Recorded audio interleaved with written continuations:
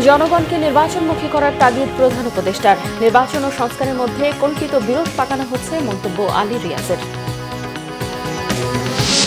অভ্যুত্থানের একক কৃতিত্ব দাবি বিভেদ বাড়াবে বলছে বিএনপি। প্রতিপক্ষ নয়, প্রতিযোগী দাবি করল এনসিপি। জাতীয় নিরাপত্তা বিঘ্নিত হয় এমন কিছুতে জড়াবে না সেনাবাহিনী। সরকারের সঙ্গে কোনো মতবিরোধ নেই জানালো সেনা সদর। আজ থেকে আরো কঠোর কর্মসূচির হুঁশিয়ারি সচিবালয়ের বিক্ষোভকারীদের। দর্শনার্থীদের প্রবেশে নিষেধাজ্ঞা।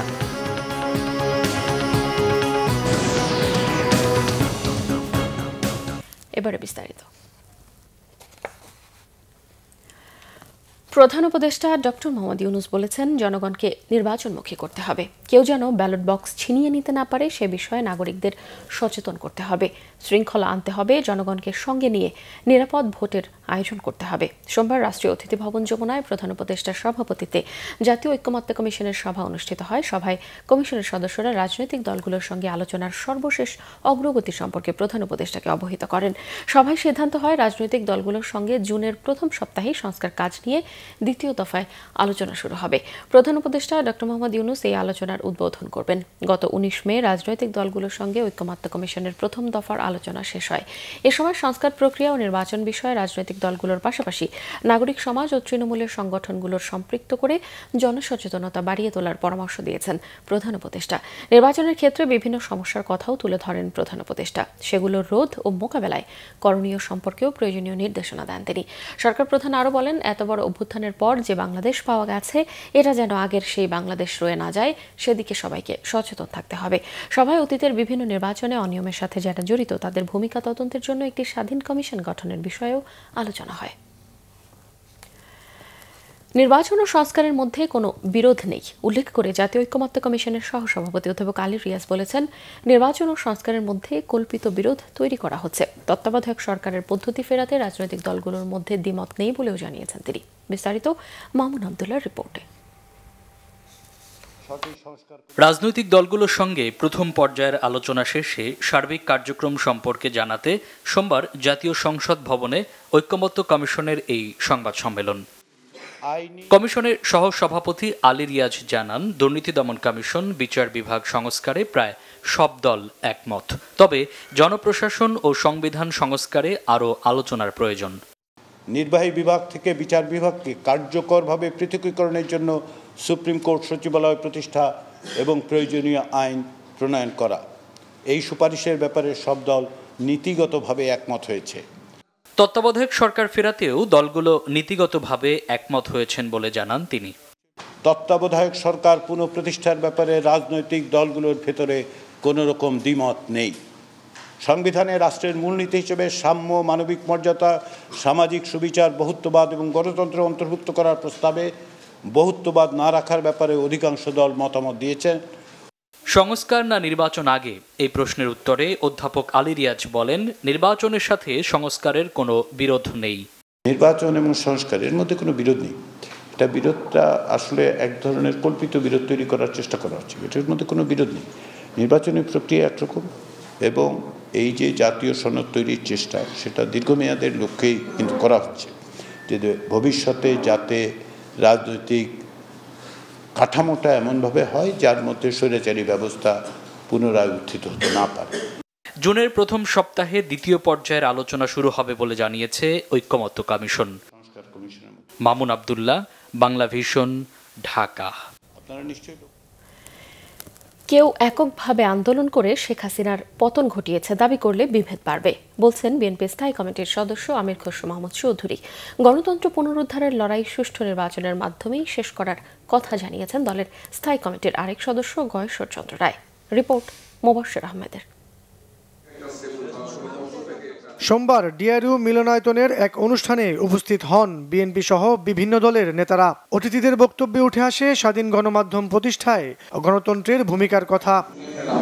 এ সময় অন্তর্বর্তী সরকারকে উদ্দেশ্য করে বিএনপি নেতা আমির খসরু মাহমুদ চৌধুরী বলেন, নির্বাচনকে ভয় পাওয়া খারাপ লক্ষণ। বিচারের সাথে নির্বাচনকে জড়িয়ে গণতান্ত্রিকভাবে ক্ষমতার পরিবর্তনকে বাধাগ্রস্ত করা হচ্ছে বলেও অভিযোগ তার।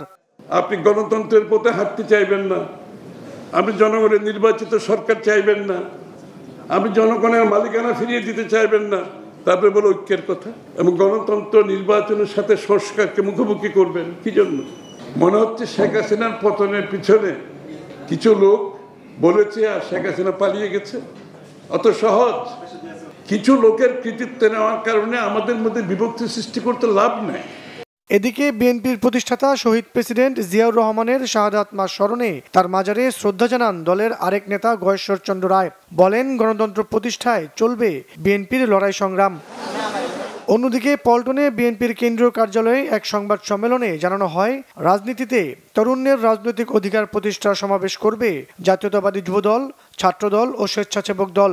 আগামীকাল 27 ও 28 মে ঢাকায় জাতীয়তাবাদী যুবদল, জাতীয়তাবাদী স্বেচ্ছাসেবক দল ও জাতীয়তাবাদী ছাত্রদলের যৌথ উদ্যোগে আয়োজিত হতে যাচ্ছে একটি ব্যতিক্রমধর্মী ও তাৎপর্যপূর্ণ 2 দিনব্যাপী কর্মসূচি, যার কেন্দ্রবিন্দুতে রয়েছে দেশের তরুণ প্রজন্ম।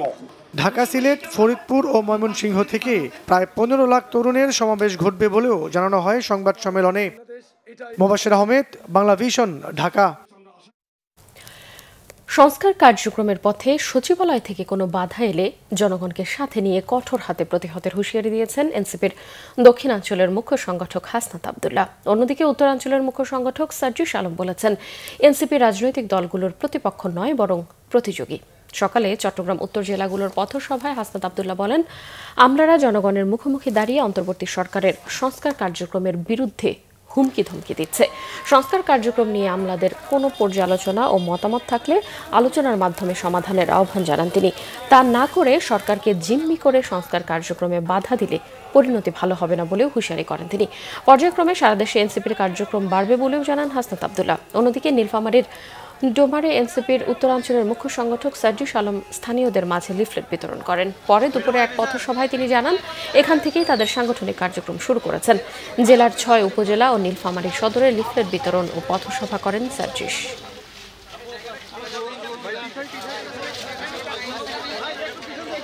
জুলাই গণঅভ্যুত্থান চলছিল, আপনারা কিন্তু কালো ব্যাজ ধারণ করে শেখ হাসিনাকে সমর্থন জানিয়ে আপনারা হচ্ছেন অফিস করেছেন। শেখ হাসিনার ক্ষমতাকে প্রশ্নবিদ্ধ করে আপনারা কিন্তু তখন কেউ পদত্যাগ করেননি। আপনারা যদি এই 5 অগাস্ট পরবর্তী বাংলাদেশে আপনারা জনগণের মুখোমুখি দাঁড়িয়ে আপনারা যদি এই সরকারকে আপনারা হুমকি দেন, ধামকি দেন যে এই সরকার সংস্কার কার্যক্রম যদি করে থাকে তাহলে সেটিকে আপনারা বাধা দিবেন। আপনারা মনে রাখবেন, এই জনগণ আপনাদের বিকল্প খুঁজে নেবে। বাংলাদেশকে নিয়ে কি স্বপ্ন দেখি সেগুলো মানুষের কাছে তুলে ধরব। আমরা এনসিপির প্রতি আমাদের সমর্থন প্রত্যাশা করব এবং আমরা জনগণের দোরগোড়ায় গিয়ে জনগণ কি চায় সেটি শুনে সেই অনুযায়ী এনসিপির আগামী দিনের যে বাংলাদেশের ইশতেহার সেটি আমরা তৈরি করব। জাতীয় নিরাপত্তা বিঘ্নিত হয় এমন কোনো কাজে নিজেদের সম্পৃক্ত করবে না সেনাবাহিনী। করিডোর একটি স্পর্শকাতর বিষয় বলে তারা মনে করে।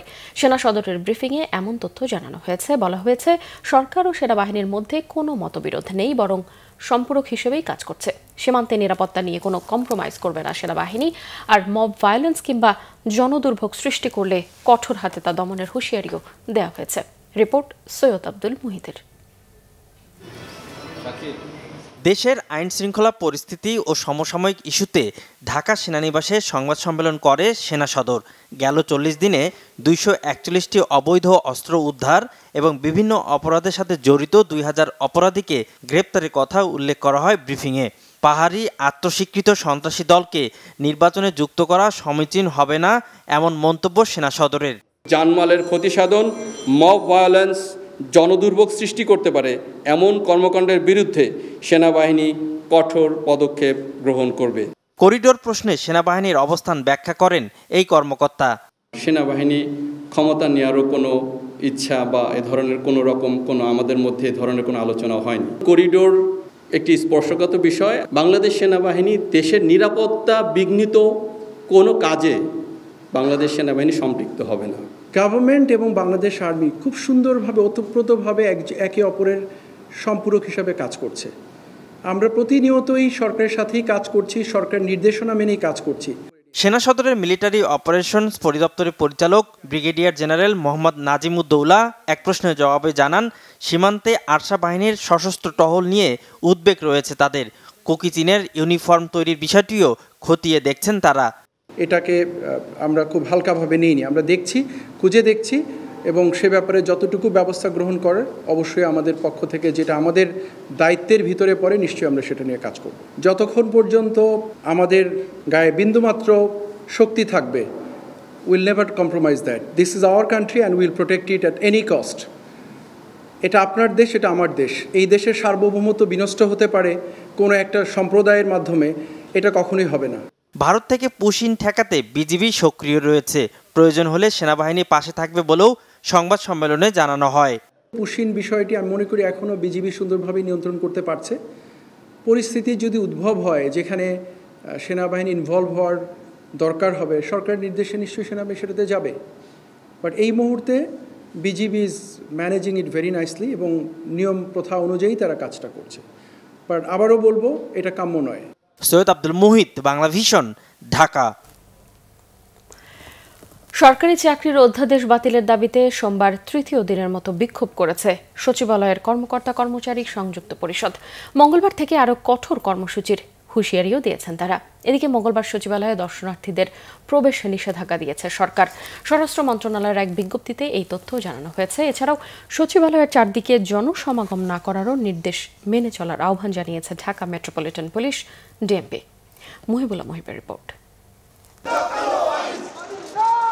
সচিবালয়ের ভেতরে এই বিক্ষোভ বাংলাদেশ সচিবালয় কর্মকর্তা কর্মচারী সংযুক্ত পরিষদের।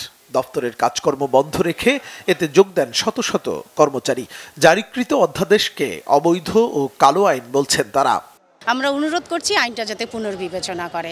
পুনর্বিবেচনা করলে একটু সহনশীল হলে আমরা কর্তৃপক্ষের সাথে মিলেমিশে আবার আগের মতো সেবা দিতে পারবো। এইখানে রিভিউ করবে, কর্মকর্তারাই রিভিউ করবে, কর্মকর্তাদের কাছেই লাস্ট ডিসিশন দেওয়া হবে। সবার আতঙ্কের জায়গা এটাই যে আগে তো আমরা শেষ বড় হিসেবে আদালতের কাছে যেতে পারতাম, এখন পারবো না। ন্যায় বিচার পাওয়ার একটা শেষ আশ্রয়স্থল কোনটা ছিল? আদালত আমাদের দেশে। সেটাই যদি না থাকে, মানুষের আতঙ্কটা এই জায়গায়। এনবিআর তাদের দাবি আদায়ের জন্য অর্থ উপদেষ্টা মহোদয়ের রুমে লাথি মেরেছে, তালা ভেঙেছে। তাদের জন্য আমরা তাদের অন্যায়ের বোঝা সারা বাংলাদেশের 18 লক্ষ কর্মচারী বহন করবে না। যে দেশে এমন কোনো ঘটনা ঘটে নাই যে সরকারি সকল কর্মচারীর মধ্যে একটা কালো আইন, সংবিধান স্থগিত রেখে যে আইন করা হয়েছিল, এখন সংবিধান বলবৎ থাকা অবস্থায় কেন আমাদের সরকারি কর্মচারীদের প্রতি এই আচরণ করা হবে? তা বাতিল না করলে সচিবালয় অচল করে দেবার মতো কঠোর কর্মসূচির হুঁশিয়ারি বাংলাদেশ সচিবালয় কর্মকর্তা কর্মচারী সংযুক্ত পরিষদ নেতাদের। আগামীকাল আমাদের পূর্ব ঘোষিত কর্মসূচি বলবৎ থাকবে মর্মে ঘোষণা করছি এবং সারা বাংলাদেশের সকল মন্ত্রণালয়, বিভাগ, দপ্তর, পরিদপ্তর, অধিদপ্তর এবং অন্যান্য সরকারি সংস্থায় কর্মরত সকল কর্মকর্তা এবং কর্মচারী ভাই বোন সহকর্মীগণ আমাদের এই কর্মসূচির সাথে ঐক্যমত্য বা একাত্মতা পোষণ করেছেন। এখনই আপনারা এই কালো আইন প্রয়োগ করেন না। এই কালো আইন প্রয়োগ করলে আমরা কঠোর হস্তে দমন করব ইনশাল্লাহ। আর আগামীকাল সারা বাংলাদেশের কর্মকর্তা কর্মচারীদের প্রতি অনুরোধ থাকলো, আপনারা অবশ্যই আপনাদের যার যার অবস্থান থেকে কর্মসূচি পালন করবেন যতক্ষণ পর্যন্ত সচিবালয় থেকে আমরা কোনো নির্দেশনা না দিব। এবং জেলা উপজেলা যেখানে সরকারি কর্মকর্তা কর্মচারী আছেন, যেখানে সরকারি প্রতিষ্ঠান আছে, আপনারা প্রত্যেকেই এই কর্মসূচিতে অংশগ্রহণ করবেন। গেল বৃহস্পতিবার উপদেষ্টা পরিষদের বৈঠকে সরকারি চাকরি আইন 2018 সংশোধন করে সরকারি চাকরি সংশোধন অধ্যাদেশ 2025-এর খসড়া অনুমোদন দেয়া হয়। রবিবার রাতে জারি করা হয় এই সংক্রান্ত অধ্যাদেশ। মুহিবুল্লাহ মুহিব, বাংলাভিশন, ঢাকা। ইশরাক হোসেনকে শপথ পড়াতে সরকার বাধ্য, কিন্তু সরকার শেষ দিনেও রাজনৈতিক বা অন্য কোনো কারণে শপথ পড়ানোর ব্যবস্থা নিতে ব্যর্থ হয়েছে বলে মন্তব্য করেছেন ইশরাক হোসেনের আইনজীবী ব্যারিস্টার মাহবুব উদ্দিন খোকন। একে উদ্দেশ্য প্রণোদিত উল্লেখ করে আদালতে যাওয়ার কথাও জানিয়েছেন তিনি। তারা করাতে বাধ্য। এখানে তো ইচ্ছা পর্যন্ত চেয়েছিল, সে সামনে সামনে করেছিল। তারপর ঢাকাবাসী দিনের পর দিন আস্থায় ছিল, লিগাল নোটিশ দিয়েছে, চিঠি দিয়েছে। সর্বশেষ আজকে রিমাইন্ডার চিঠি দিয়েছে সকালবেলা যে আজকের মধ্যে লাস্ট ডে আজকে শপথ করানোর জন্য। সরকার কিন্তু ইচ্ছাকৃতভাবে রাজনৈতিক কারণে বা ভিন্ন কারণে হতে পারে তারা শপথ দেয়নি, প্রদানে ব্যর্থ হয়েছে। শপথ পড়ানোর জন্য আমরা আদালতে যাব, যেহেতু সরকার পড়ে নেই, এটা তো আমার তো কোনো ফল নেই, ইচ্ছাকৃত তো ফল নেই। মানবতা বিরোধী অপরাধের মামলায় মৃত্যুদণ্ডের বিরুদ্ধে জামায়াত নেতা এটিএম আজহারুল ইসলামের খালাস চেয়ে করা আপিলের রায় আজ। রায়টি দেয়া হবে প্রধান বিচারপতি সৈয়দ রেফাত আহমেদের নেতৃত্বে 7 সদস্যের আপিল বিভাগের পূর্ণাঙ্গ বেঞ্চে। সুপ্রিম কোর্টের আপিল বিভাগের আজকের কার্যতালিকায় এটি 1 নম্বরে রয়েছে। রায়ে জামায়াত নেতা আজহারুল ইসলাম খালাস পাবেন বলে প্রত্যাশা আসামি পক্ষের আইনজীবী শিশির মনিরের। তিনি জানান, এটিএম আজহার এই মামলার সব অভিযোগ থেকে বেকসুর খালাস পেয়ে কারামুক্ত হবেন বলে আশাবাদী তারা। এবারের কোরবানির অর্থনীতি 1 লাখ কোটি টাকা ছাড়িয়ে যাবে বলে মন্তব্য করেছেন মৎস্য ও প্রাণী সম্পদ উপদেষ্টা ফরিদা আক্তার। সোমবার রাজধানীর কৃষিবিদ ইনস্টিটিউটে কৃষি সাংবাদিক ফোরাম BAJF আয়োজিত দেশীয় পশুতে কোরবানি, পশু ও চামড়া ব্যবস্থাপনায় করণীয় শীর্ষক সেমিনারে এসব কথা বলেন তিনি। প্রান্তিক খামারিরা ঘুরে দাঁড়িয়েছে জানিয়ে উপদেষ্টা বলেন, এবার কোরবানির পরেও পশু উদ্ধৃত থাকবে। চামড়া শিল্পের সম্ভাবনার নতুন দ্বার উন্মোচিত হবে বলেও মনে করেন তিনি। এ সময় বক্তারা বলেন, এই খাতের সম্ভাবনা কাজে লাগাতে প্রাণী সম্পদ সাপ্লাই চেইনের দিকে নজর দিতে হবে। বলেন, প্রান্তিক খামারিরা ন্যায্য মূল্য যেন পায়, এজন্য মধ্যস্বত্বভোগীদের দৌরাত্ম্য ঠেকাতে হবে। ভারতীয় বয়ান মোকাবেলায় বাংলাদেশকে জিততে হলে সাংস্কৃতিক লড়াইয়ের মাধ্যমে জিততে হবে বলে মন্তব্য করেছেন আমার দেশের সম্পাদক মাহমুদুর রহমান। সোমবার জাতীয় প্রেস ক্লাবে ঈদুল আজহা উপলক্ষে আমার দেশের ঈদ সংখ্যার মোড়ক উন্মোচন অনুষ্ঠানে প্রধান অতিথির বক্তব্যে তিনি এসব কথা বলেন। তিনি বলেন, জুলাই বিপ্লবে তরুণরা বুকের তাজা রক্ত দিয়ে বিগত 16 বছরের ফ্যাসিবাদ বিতাড়িত করলেও কিছুদিন ধরে কোনো রাজনৈতিক নেতা আবারও দিল্লির বয়ান নিয়ে বাঙালির মুসলমান ও আলেম ওলামাদের জঙ্গি ও মৌলবাদের তকমা দিচ্ছেন। এর মাধ্যমে তারা দেশের স্বাধীনতা ও সার্বভৌমত্বকে আবারও হুমকির মুখে ঠেলে দেওয়া হচ্ছে। কোনোভাবেই আর দেশের স্বাধীনতা ও সার্বভৌমত্বকে ভুলুণ্ঠিত হতে দেয়া যাবে না। এই জন্য সাংস্কৃতিক লড়াই খুবই গুরুত্বপূর্ণ বলেও মনে করেন তিনি। তারা ভারতে মৌলবাদ খুঁজে পান না, তারা ভারতে সাম্প্রদায়িকতা খুঁজে পান না, তারা ভারতে জঙ্গিবাদ খুঁজে পান না, কিন্তু তারা অসাম্প্রদায়িক বাংলাদেশে তারা সাম্প্রদায়িকতা খুঁজে পান, অসাম্প্রদায়িক বাংলাদেশে তারা জঙ্গিবাদ খুঁজে পান। বাংলাদেশের স্বাধীনতা রক্ষা করতে হলে আমাদের এই বাঙালি মুসলমানের ঐতিহ্যের উপর দাঁড়িয়ে আমাদের এই সাংস্কৃতিক লড়াইটা অব্যাহত রাখতে হবে। ইনশাআল্লাহ আমরা সেই লড়াইয়ে জয়লাভ করব। সংবাদ শেষ করব ক্রাউন 7 শিরোনামগুলো আরও একবার জানিয়ে। জনগণকে নির্বাচনমুখী করার তাগিদ প্রধান উপদেষ্টার। নির্বাচন ও সংস্কারের মধ্যে কল্পিত বিরোধ পাকানো হচ্ছে, মন্তব্য আলী রিয়াজের। অভ্যুত্থানের একক কৃতিত্ব দাবি বিভেদ বাড়াবে বলছে বিএনপি। প্রতিপক্ষ নয়, প্রতিযোগী দাবি করল এনসিপি। জাতীয় নিরাপত্তা বিঘ্নিত হয় এমন কিছুতে জড়াবে না সেনাবাহিনী। সরকারের সঙ্গে কোনো মতবিরোধ নেই জানালো সেনা সদর। আজ থেকে আরো কঠোর কর্মসূচির হুঁশিয়ারি সচিবালয়ের বিক্ষোভকারীদের। দর্শনার্থীদের প্রবেশে নিষেধাজ্ঞা।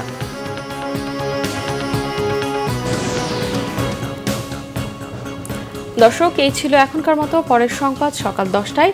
এর আগে সকাল 9টায় রয়েছে নিউজ টপ 10 দেখার আমন্ত্রণ রইল। এছাড়া বাংলাভিশন সংবাদ ও সংবাদ সংশ্লিষ্ট অনুষ্ঠান দেখতে ভিজিট করুন www.bvnews24.com ও facebook.com/banglavishnnews এবং সাবস্ক্রাইব করুন youtube.com/banglavishnnews। এতক্ষণ সঙ্গে থাকায় ধন্যবাদ সবাইকে।